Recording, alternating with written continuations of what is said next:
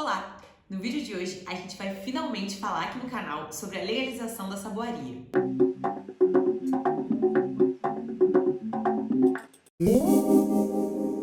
Olá, meu nome é Marcela. Seja bem-vindo ao Espiral de Ervas. No vídeo de hoje a gente vai convidar a Mara Maria do Bem Natural para conversar com a gente sobre como anda o processo da legalização da saboaria. Mara, seja bem-vinda. Muito obrigada, meninas. É um prazer estar com vocês. Fala um pouquinho pra gente sobre o seu trabalho com a saboaria. Minha história com a saboaria, ela começa muito lá atrás, porque eu venho de uma família de artesãos. As mulheres, elas sempre trabalharam no artesanato. Em 1983, eu estava fazendo uma feira de artesanato e eu dividi a minha barraca com uma amiga, a Deise Drusian. Por um acaso, ela fazia cosméticos naturais. Foi ela, na verdade, que me pegou pela mão e me levou no mundo dos cosméticos. E daí eu não parei mais. Eu entrei primeiro na perfumaria. Em 1985 eu tive um problema de saúde. Eu tinha uma escola de pintura em tecido e eu fazia as feiras. Isso me levou a me afastar, a fechar a escola naquele momento. E daí em 1987 a minha filha me pediu uma cesta de café da manhã de presente. Eu saí na cidade para procurar.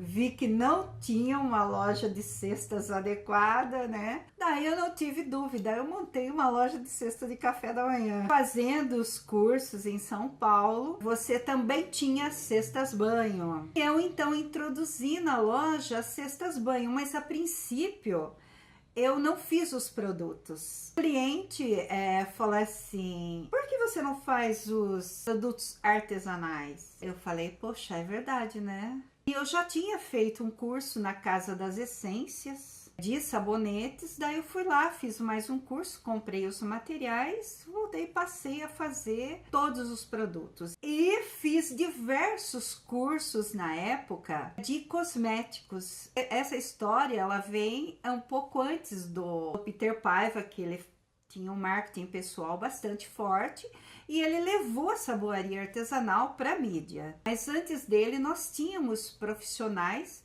bem talentosas também, muito éticas e todas formadas em química, que era a Adriana Souza, a Rose Malafate, a Eliane Rodella e a Marilu Bandeira também. Nós tínhamos só mulherada na saboaria, então as revistas de sabonetes artesanais da época, vocês vão encontrar todos esses nomes. O trabalho de uma pessoa me chamava muito a atenção, que era o da Rose Malafate, porque o sabonete dela, além de ser com os óleos essenciais, ele tinha uma textura diferente. E eu usei o sabonete dela de turmalina com óleo essencial de menta, alecrim e capim-limão. Marcante esse aí, hein? Eu tomei um banho com ele, eu saí com a minha pele diferente. Uau, é esse o sabonete que eu quero. Estudando, o sabonete era do processo a frio. Comprei alguns livros internacionais, fui atrás da matéria-prima. Nós não tínhamos matéria-prima no Brasil. Ainda é um problema até hoje, na verdade, né? É um problema. Mas caro, difícil de comprar, frete caro. O preço da soda que o distribuidor tem que pagar pela licença anual é muito alto, então tornou o preço da soda caro. Tem coisas que não dá para você questionar preço, porque quando você usa uma soda PA e não uma soda comercial, você sente a diferença no sabonete, inclusive em fixação, cor e um monte de detalhes, e você não corre o risco de nenhuma pessoa ter alergia. Eu espero que com a legalização, o acesso a produtos químicos, né, principalmente a soda, que é extremamente importante, seja facilitado também, porque hoje você tem um limite de compra e tudo mais. Fugindo do assunto, né? Vamos voltar ao assunto? Se deixar, a gente vai longe, né? Pois é. Então, a matéria-prima naquele momento impediu que eu fizesse o sabão. Quando foi montado os grupos do Yahoo, um dos grupos mais fortes que nós tínhamos na época era o grupo Sabonetes Artesanais, que nós tínhamos 1.200 pessoas, em sua maioria mulheres de novo. Dentro do grupo houve uma pergunta sobre o processo a frio, e daí a gente conseguiu reunir um pequeno grupo que estava tentando encontrar matéria-prima, estava começando a fazer os primeiros sabonetes do processo a frio no Brasil. Em novembro de 2006, eu montei o grupo de cosméticos artesanais, saboaria e perfumaria. Em 2008, o produto estava no mercado e esse produto foi parar na mão de empresários. As oportunidades começaram a surgir e muitas pessoas começaram a perguntar: vocês têm registro na Anvisa? Não, nós não temos registro na Anvisa. E isso aconteceu com várias de nós, entendeu? Então, no grupo começou-se a discussão: como que a gente faz para legalizar? Eu trabalhei 5 anos no mundo corporativo, eu joguei tudo pro alto e fui fazer artesanato. Então, baseado nisso, eu falei: gente, é um artesanato, vamos recorrer, ver se nós conseguimos ter uma carteirinha da Sutaco para vender. Não pode, porque um órgão federal não pode brigar com outro órgão federal e tem que ter registro. Mas se você comprar um sabonete Lux e botar um decalque, a gente aprova. O seu sabonete não pode ser aprovado. Eu vou pegar até o gancho do que você vai falar agora para dizer que essa é a primeira pergunta da nossa lista, que é se existe diferença entre a produção do sabonete artesanal em casa e o industrial perante a Anvisa.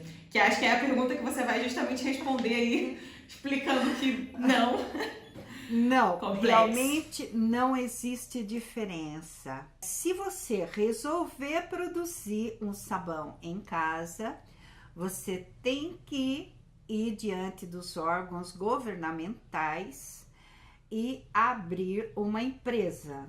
Quando você chega lá, você se depara. Não, você não pode montar uma empresa de fabricação de produtos de higiene. Você precisa montar uma indústria química. Uau! Uma indústria química? Eu tenho que ser uma indústria. E daí você vai encontrar outros obstáculos, porque tem cidades que você não pode montar uma indústria química na área residencial, você tem que ir para uma área industrial. E o investimento nisso tudo é 1.200.000. Poxa, se eu tivesse 1.200.000, será que eu não ia fazer outra coisa em vez de fabricar sabão? Vamos combinar? Vamos. Certo?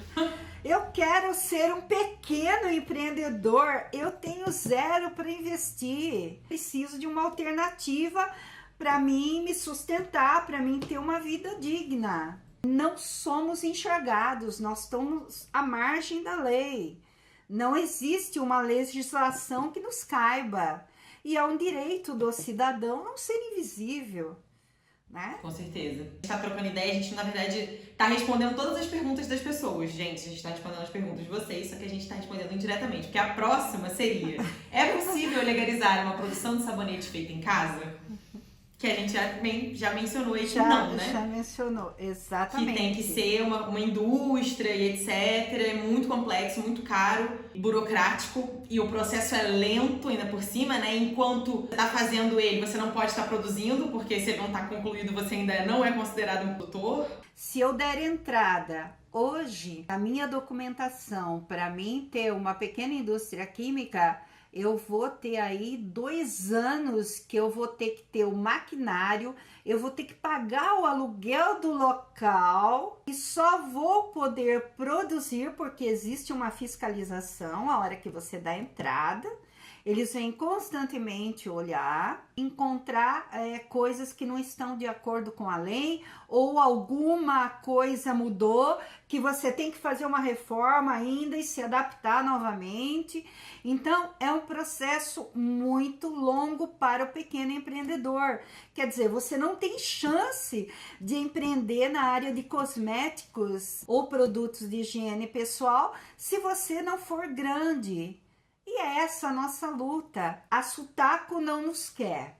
O MEI não nos quer também.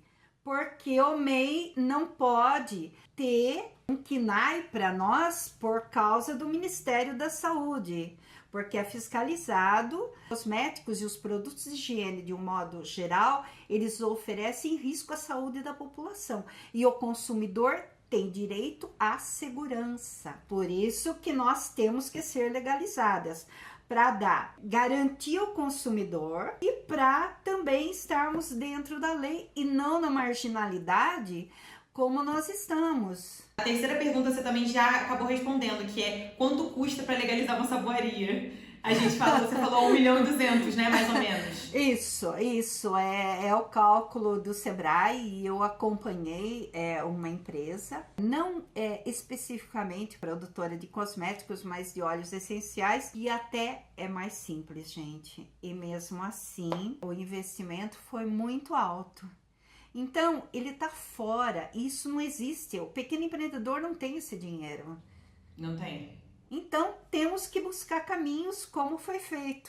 O Sebrae não consegue também nos incluir. Vamos montar uma associação? Uma pessoa em Minas Gerais, uma pessoa no Rio Grande do Sul, uma pessoa em Araraquara, uma pessoa em Ribeirão Preto, termina sendo inviável. Ficamos ali até 2010, batendo de porta em porta, tentando, mandando e-mail para a Anvisa. Por causa da Graça Tavares, que ela mora em Ituiutaba, ela montou uma associação e ela fazia o sabão bola, que é o sabão tradicional de Minas, então ela conseguiu incluir nessa associação o sabão bola. Nós não tínhamos nem ideia de como começar tudo isso. A Graça sentou lá com o senhor Wesley do Sebrae de Ituiutaba. Ele falou: bom, vocês precisam existir de fato e de direito.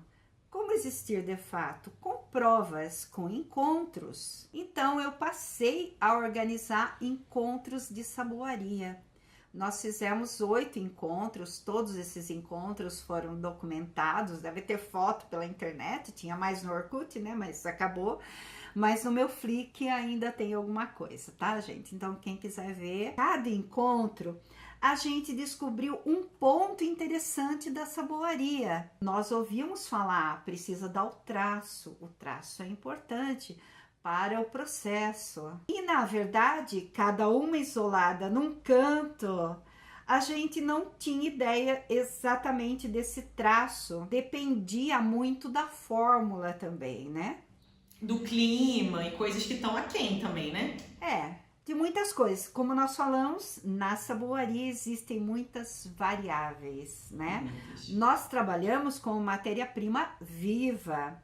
Então, é muita variável, porque a matéria-prima muda, porque o lote vem um pouquinho diferente, porque o cheiro do óleo essencial naquela safra que teve mais calor ou mais frio tá diferente. O químico, ele não tem variável. Se desandou a fórmula, ele tem recursos para consertar essa fórmula.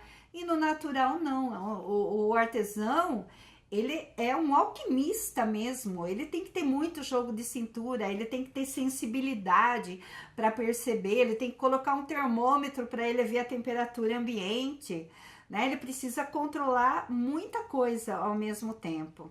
Pegando até esse gancho seu da questão da alquimia e tudo mais, uma pergunta que as pessoas sempre fazem é se é preciso ser químico ou farmacêutico para você conseguir ter uma saboaria. Não precisa ser químico, não precisa ser farmacêutico para você produzir o sabão, mas você precisa ter conhecimento do processo, você precisa saber que matéria-prima utilizar. Você precisa bater o olho na receita e você precisa saber se não tem alguma coisa aí. O excesso de soda, ele prejudica a pele, ele vai ressecar essa pele, né? Então, o cálculo tem que ser feito direitinho. Então, você precisa do conhecimento. Sim. Conhecimento é uma ferramenta em qualquer profissão. Então, a primeira coisa que você precisa investir é em conhecimento. Você mesmo falou a quantidade de curso aí que você fez desde que você começou. Infinitos. A até para você decidir a matéria-prima que você vai comprar, porque eu vejo muito isso. As pessoas saem comprando um monte de matéria-prima, eu tenho tal matéria-prima para fazer o sabão. Não é assim, porque você precisa de uma fórmula equilibrada. Por exemplo, eu decidi, tenho R$1.200.000, resolvi legalizar a minha saboaria. Eu, para ser dona de uma saboaria, preciso ser química ou farmacêutica? Ou eu posso simplesmente não e contratar alguém para ser o meu? Por enquanto nós estamos na ilegalidade, nós não sabemos o que nós vamos precisar. A nossa briga é lutar por uma norma diferenciada. Então, o que nós estamos querendo para todas nós com esse movimento de inclusão da saboaria na lei do artesanato? Que se crie uma norma diferenciada na Anvisa. Sabão industrial pode ser produzido até 10.000 unidades diárias. No artesanato, um artesão, ele vai conseguir produzir, fiz uma conta mais ou menos com o Sebrae, tá? Na época, deu 3 a 5 mil por mês, trabalhando ele mais uma pessoa. Porque o microempreendedor, ele pode contratar uma pessoa, vou poder conseguir produzir aí 5 mil, porque eu vou fazer um lote de no máximo 6 quilos, vai dar para mim, se eu trabalhar das 8 da manhã às 8 da noite, eu consigo fazer 4 lotes de sabão de 6 quilos. Se um artesão não consegue produzir 10.000 unidades, ele não pode ser tratado como uma indústria. Então, nós temos que ter uma norma diferenciada. A Anvisa não pode isentar nós de boas práticas, de algumas coisas que eu não sei o que eles vão querer, mas a gente vai estar, inclusive, sugerindo para eles. Qual é a primeira coisa? A primeira coisa é a reclassificação do sabão industrial e do sabão artesanal. O sabão artesanal, ele é produzido há milhares e milhares de anos, a história já nos conta isso, e ele é seguro em todos os países por causa dessa ancestralidade. Ele é considerado um sabão caseiro, não um sabão industrial. O que eu tô pedindo para a Anvisa é isso. Mesmo que eles tenham que proibir a essência sintética, porque daí tem gestão de resíduo, mesmo que nós tenhamos que ter um local, porque o manuseio da soda, ele não é uma coisa tão simples, ele tem regras muito rigorosas. Inclusive um laboratório que produz cosméticos e que produz sabão, ele tem que ter uma área à parte para o sabão, não pode ser no mesmo local. Isso é interessante também. Eu só sei que o ambiente tem que ser sempre ventilado, isso aí com soda não tem nem como fazer diferente, né? Para manipulação da soda é usada a capela em laboratório.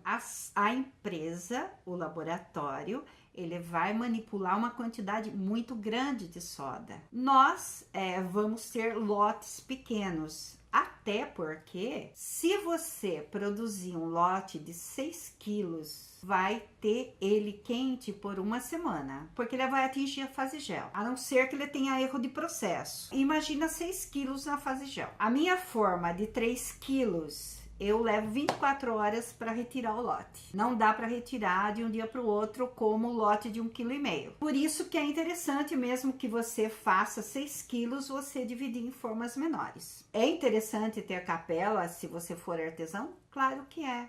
Mas se você manipula a soda 150 gramas, que vai dar mais ou menos isso para 1,6 kg, é uma quantidade muito pequena, então você gera pouco vapor. Se você vai dissolver 10 quilos de soda, imagina a quantidade de vapor que você vai gerar. Existe muita diferença entre o industrial e o artesão. Eu acho que construir essa diferenciação dentro da Anvisa vai ser um processo, né, complexo, assim, saber exatamente o que o artesão deve fazer, como fazer, quais são os limites, até onde que a Anvisa pode cobrar dele. Como é que a gente está agora, Mari, nesse processo de legalização, assim, atualmente? O projeto de lei está na Comissão de Justiça e Cidadania, sendo encaminhado para o Senado para ser votado lá. É interessante agora que a gente também, no dia da votação, forme um grupinho das pessoas que estiverem mais próximas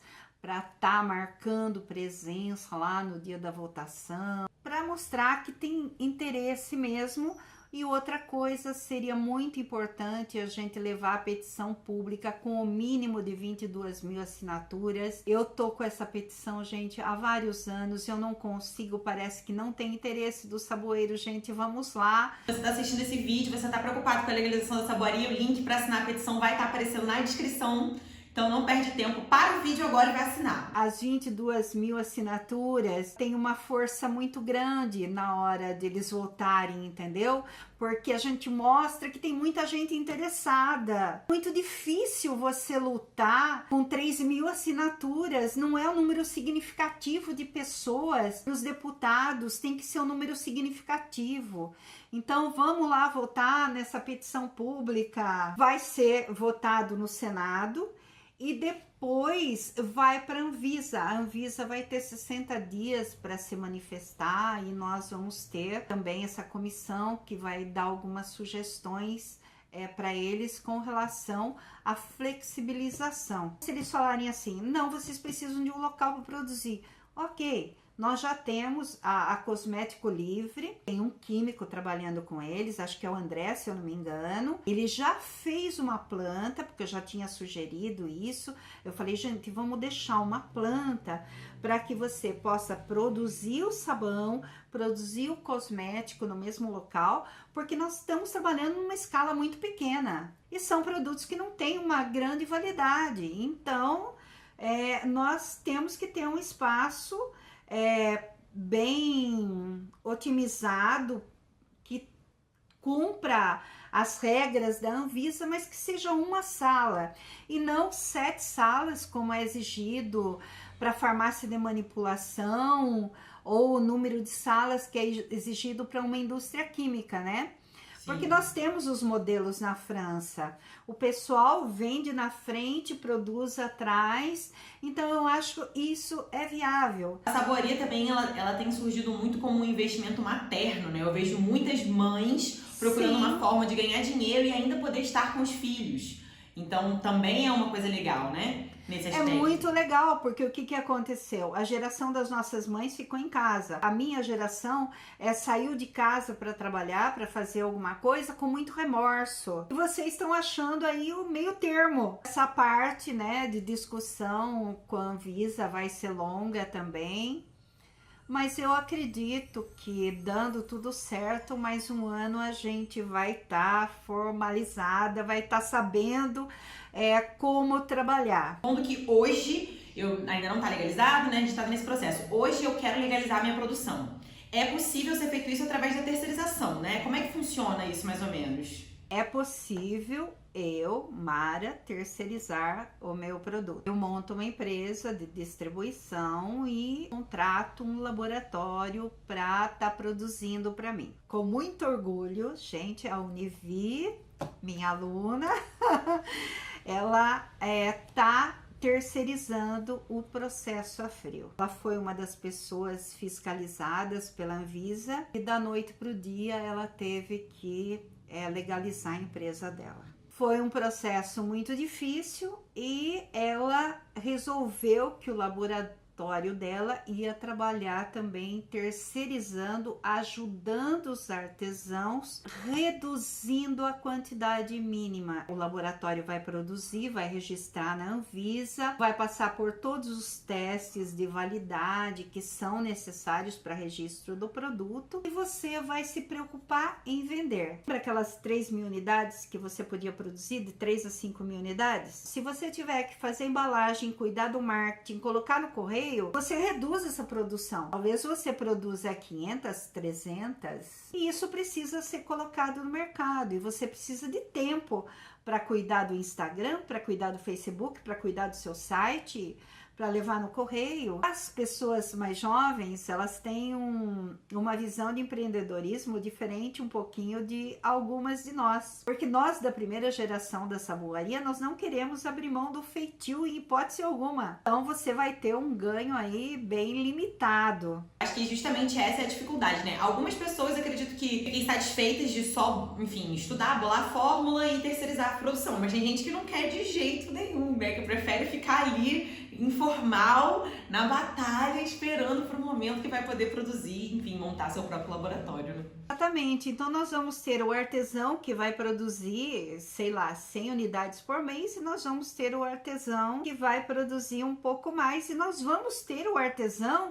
que vai terceirizar. E eu acho que tá tudo certo, entendeu? Eu queria inclusive aproveitar esse gancho para falar sobre o que acontece quando a pessoa é pega produzindo de forma informal, assim, de que nem a gente faz dentro de casa. A Anvisa faz um boletim de ocorrência e vai estar solicitando para você se legalizar. Eu recomendo que ninguém discuta com o fiscal da Anvisa, porque se você discutir, ele vai apreender sua mercadoria. Muita calma, seja gentil, ouça o que ele tem para te falar. Ele não tá ali para te prejudicar, ele tá fazendo o trabalho dele. Se ele chegou até você porque teve uma denúncia, porque viram o seu site na internet, enfim, eles não cataram simplesmente e vieram te fiscalizar.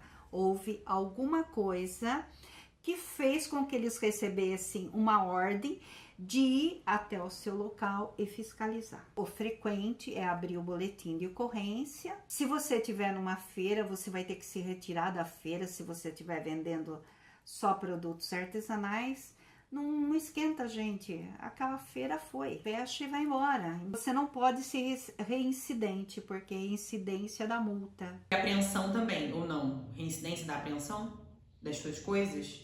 Às vezes dá, depende de diversas condições. Pode acontecer e geralmente é por denúncia mesmo, né? Porque realmente, o que a Anvisa vai se preocupar com pessoa produzindo ali, ao menos que alguém denuncie? Sim. A cosmética natural, ela cresceu na pandemia mais do que 3%. Fez com que as pessoas se incomodassem. O Sindicato dos Farmacêuticos estão incomodados, a Abipex está incomodada. Diversas empresas que já estão legalizadas. Ela vê uma pessoa não legalizada, ela termina denunciando. Bom, outra coisa, se você estiver na sua casa, só deixa entrar se a pessoa tiver um mandato de segurança. Ao contrário, você não precisa. Se você está produzindo num local específico, bom, daí não tem jeito, você tem que deixar entrar, você vai ser autuado. Por enquanto, eles estão sendo bem flexíveis. Só complica, você passa do grau 1. O que é grau 1 e 2? A gente vai cair numa outra questão, né? Grau 2 é produtos infantis, é produtos que você promete alguma coisa. Tipo um serum uma entidade, essas coisas que o povo gosta de fazer. Isso, um serum antidade é um produto grau 2. Se você tem prova, você está prometendo para o consumidor que ele vai rejuvenescer aí com o serum antidade. Então, você faz um serum para peles envelhecidas, mas você não promete que é antidade. Entendeu? É tudo a forma como você apresenta, né? São pequenas jogadas que faz com que o seu produto fique no grau 1. Até porque, gente, grau 2 nós nunca vamos poder fazer. Higiene íntima, grau 2. Protetor solar, imagino também que seja grau 2, né? Grau 2. Então, o artesão não pode invadir uma outra coisa também. Eu acho que assim, a gente vai ter linhas que vão limitar o que nós vamos produzir. Se você quiser produzir um grau 2, você pode. Você se associa a uma faculdade, faz pesquisa, enfim. Tem meios também de você chegar, de repente, algum artesão tem uma fórmula fantástica e vale a pena investir no grau 2, né? Mas Sim. Por enquanto, gente, fica no grau 1 e bota todas as informações necessárias na etiqueta. Tem que ter a composição. Lembra do direito do consumidor? E você faz um sabão para limpeza. Você não faz um sabão para não crescer pelo ou um sabão de carvão para acne. Não, você faz um sabão de carvão com melaleuca e você fala para o cliente que ele pode reduzir a acne, pode reduzir. Eu não estou prometendo que você vai ficar com a pele linda, maravilhosa. Vamos ficar no grau 1, porque nós vamos ter que ficar no grau 1. Sim, eu acho que também não deve, né? É perigoso. Sim, as pessoas sempre pedem pra gente fazer protetor solar, eu fico até meio nervosa. Eu falo, gente, pelo amor de Deus, protetor solar é um negócio muito sério. Há limites. Você tirou um monte de dúvida minha e eu tenho certeza que de um monte de gente que assiste a gente desde o começo, que pergunta.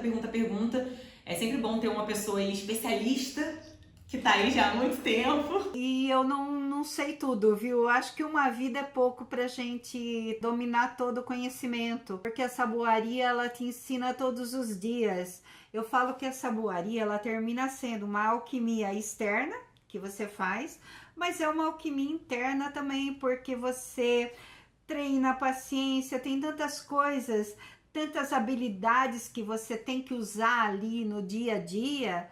E eu gosto muito. Eu espero que nós sejamos artesãos alquimistas. Artesão por causa de ser o processo artesanal. A alquimia, ela remete aos antigos alquimistas, aos processos ancestrais. Então, eu acho que nós somos artesãos alquimistas. Nós formulamos, nós pensamos na fórmula, nós produzimos toda essa matéria-prima. Pelo fato dela ser minimamente processada, ela te coloca em contato com a natureza. Por isso que é uma coisa tão apaixonante, tão fascinante. É a transformação, e é uma transformação simples. Sensorial dos produtos naturais, eles são assim incomparáveis. Eles são biocompatíveis com a pele. Essa questão da Anvisa ser extremamente rigorosa com a cosmética, mais que com a alimentação, é porque eles entendem o seguinte: quando você come algo que te faz mal, você vai vomitar, você vai ter diarreia, vai ter sintomas imediatos. Isso vai fazer com que você corra para um pronto-socorro ou então elimine o que você comeu de estragado, né? A pele não. A pele, ela é danificada silenciosamente por produtos mal elaborados, por produtos de escolhas erradas. Por isso que é tão importante a gente defender essa legalização, né? Para que isso Sim. tudo seja possível de ser controlado, para que o consumidor esteja protegido, que o saboeiro esteja protegido. Seria tão bom, né, se todo mundo pudesse ter um lugar para mandar seu saborete para testar, que não fosse caríssimo, para ter certeza de que ele tá, né, direitinho dentro dos padrões. Olha um pouquinho o que a gente vai gerar de emprego também. Hoje nós temos muito mais pessoas diplomadas que empregos. Com a legalização da saboaria, vamos supor que a gente tenha que fazer o teste de validade, o teste de embalagem. Veja quantos químicos e farmacêuticos formados que estão aí sem emprego, que não podem montar um laboratório para atender o pequeno empreendedor. Com certeza. Então a gente tem que ter uma visão ampla das coisas, porque o empreendimento não afeta só uma pessoa, ele afeta toda uma cadeia, todo o seu entorno. O artesão se legalizando, aumentando a produção, tendo liberdade de venda, com certeza ele vai ter liberdade para crescimento, né? É ele que determina o quanto ele vai crescer. Bom, Mara, não tenho nem como dizer o quão grata nós estamos pelo você ter aceitado esse convite, pelo tanto de conhecimento incrível que você compartilhou aí com a gente, da história da saboaria, de tudo. Eu queria também aproveitar pra gente reforçar mais um pouquinho aí, puxar a orelha do pessoal. Tem que assinar a petição. A petição pública, ela é muito importante, gente. Ela é um reforço das pessoas que estão lutando para que os senadores agora votem a favor. Precisamos aí de 10 mil assinaturas ainda. Vamos lá, pessoal. Assinem, peçam para os clientes assinarem. Pai, mãe, avó. Isso não precisa ser saboeiro. Eu intimei a minha família inteira a votar, que senão eu tô de mal com todo mundo. Você gosta do sabão artesanal, dos cosméticos artesanais? Fala para os seus clientes, vamos atingir 22 mil assinaturas, vamos nos mobilizar, gente, tá na hora de nos mobilizar. Eu já tive uma derrota nesse projeto de lei, ele está sendo apresentado pela segunda vez no Senado. Não vamos deixar morrer dessa vez, pelo amor de Deus, porque senão a gente pode ser que a gente tenha que começar da estaca zero, fazer um novo projeto de lei. Vamos se unir para que a gente consiga esse número de assinaturas e para a gente se mobilizar. É bem provável que seja necessário que no dia da votação no Senado a gente se faça presente. Então, por favor, quem estiver em Brasília, quem estiver próximo de Brasília, acompanha a gente para estar sabendo, né? Para estar se mobilizando. Sim, eu vou deixar os contatos da Mara, a gente vão estar lá no blog, lembrando que vai ter um post completo lá com as perguntas, com as respostas dela, com os contatos dela. E qualquer coisa com relação à terceirização, gente, pode entrar em contato comigo também, que eu passo as primeiras informações, tá? Muito, muito, muito obrigada. Deixa um beijo aí pro pessoal. Eu que agradeço. E obrigado a todos. Eu sei que a vida da gente é muito corrida, tempo é uma coisa muito preciosa. Então eu agradeço imensamente a todo mundo que deu uma pausa no seu dia corrido para nos ouvir. Isso aí. Meninas, obrigada. Foi um prazer imenso conhecer vocês. Beijo a todos e, gente, gratidão. Gratidão, Marcela, gratidão, Ana. E gratidão a todo mundo que participa aqui do canal.